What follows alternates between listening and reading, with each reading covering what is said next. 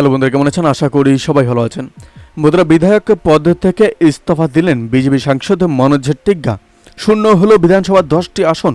এরকম একটা বড় আপডেট আমাদের সামনে আসছে। অবশ্য আমরা এই বিষয়ে বিস্তারিত আলোচনা করব। বন্ধুরা, বৃহস্পতিবার দুপুরে বিধানসভা এসে স্পিকার বিমান বন্দ্যোপাধ্যায়ের কাছে নিজের বিধায়ক পদ থেকে ইস্তফা দেন তিনি। মাদারিহাট বিধানসভা থেকে পরপর দুবার বিধায়ক হয়েছিলেন মনোজ। বিধায়ক পদ থেকে ইস্তফা দিলেন আলিপুরদুয়ারের বিজেপি সাংসদ মনোজ টিগ্গা। বৃহস্পতিবার দুপুরে বিধানসভায় এসে স্পিকার বিমান বন্দ্যোপাধ্যায়ের কাছে নিজের বিধায়ক পদ থেকে ইস্তফা দেন তিনি।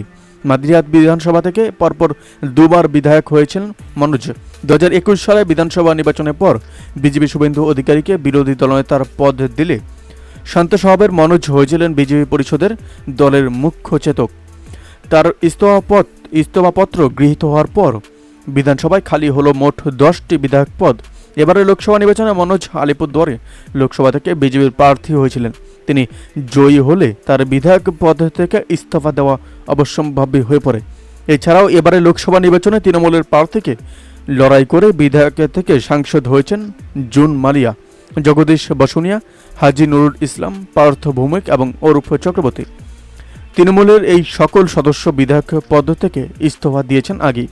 ফলে 6 আসন খালি হয়েছে পৌরসভা লোকসভা নির্বাচনের পরে। অন্যদিকে রায়গঞ্জ বিধানসভা থেকে কৃষ্ণ কল্যাণী, বাগদা থেকে বিশ্বজিৎ দাস এবং রানাঘাট দক্ষিণ আসন থেকে মুকুটমণি অধিকারী বিজেপি ছেড়ে তৃণমূলে যোগদান করে লোকসভা প্রার্থী হলে বিধায়ক পদে ইস্তফা দেন তারাও। 2022 সালে 20 ফেব্রুয়ারি মন্ত্রী সাধন পান্ডের প্রয়াণের পর খালি হয়েছে মানিকতলা বিধানসভা। 2021 সালে বিধানসভা নির্বাচনে পরাজিত হওয়ার পর বিজেপি প্রার্থী কল্যাণ চৌবে ফলাফল নিয়ে আদালতের দ্বারস্থ হন, যে কারণে মানিকতলার উপনির্বাচন আটকে ছিল। সম্প্রতি আদালত থেকে কল্যাণ সেই মামলা তুলে নেওয়ায় আগামী 10 জুলাই ভোট হবে মানিকতলায়। ওই দিনই ভোট হবে রায়গঞ্জ, বাগদা এবং রানাঘাট দক্ষিণে।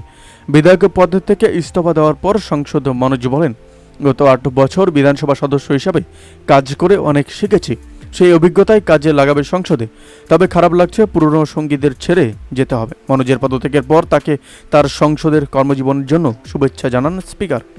বিমান বলেন যে বিরোধী দলের সদস্য হিসাবে আমরা মনোজের থেকে সব সময় সহযোগিতা পেয়ে এসেছি। ঠান্ডা মাথায় সব সময় শেখার এবং সহযোগিতার মন নিয়ে কাজ করেছে। আশা করব ওই অভিজ্ঞতা সংসদে কাজে লাগবে।